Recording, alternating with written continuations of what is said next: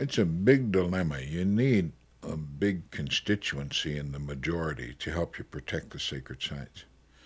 But you have to talk about the sacred sites in order to convince people this is a worthy cause. I know I used to have quite a bit of conversations with Bill Tallbull at the Medicine Wheel people on how you protect this.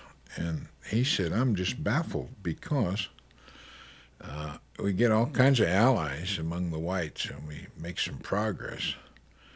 And then they all want to go out to that sacred site and experience it. And he said, here, you've asked them to help. You've told them it's real, that this is very necessary. And then you've got to turn around and say, well, we don't want you to go out there because we have to have solitude to do these things.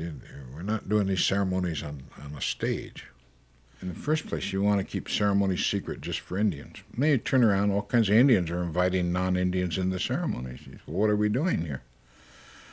And then you see that most of them, 99%, get a really good experience, and a lot of those become better people. So everybody's happy. But they don't really get to any depth where they'd be useful as spiritual leaders, and they have no communities to return to.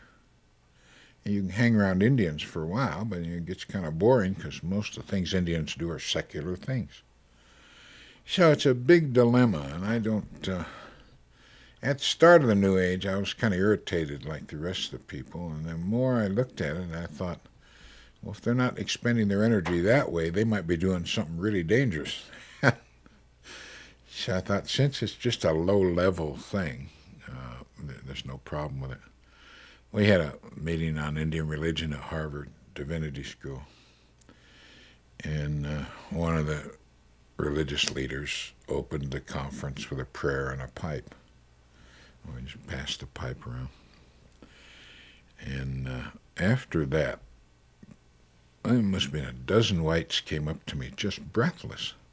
So I've never been in a ceremony like that. That meant so much to me. I just can't tell you how I love Indian religion.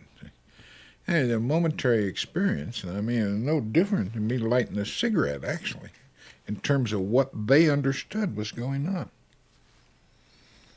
Well, I mean, the craving is just, so there's a desperate need to appropriate from somebody, not necessarily Indians, but from somebody, some feeling, emotional feeling of authenticity.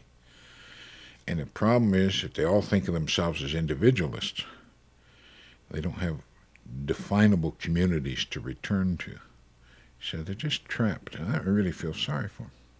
Some years ago, South Dakota Highway Department asked me if I would identify all the sacred sites to the Sioux in South Dakota. And I said, of course not. It's better to have them undisturbed and unused than to have all these people tromping, busloads of Japanese tourists going through. And they were quite put off because they wanted them as tourist attractions.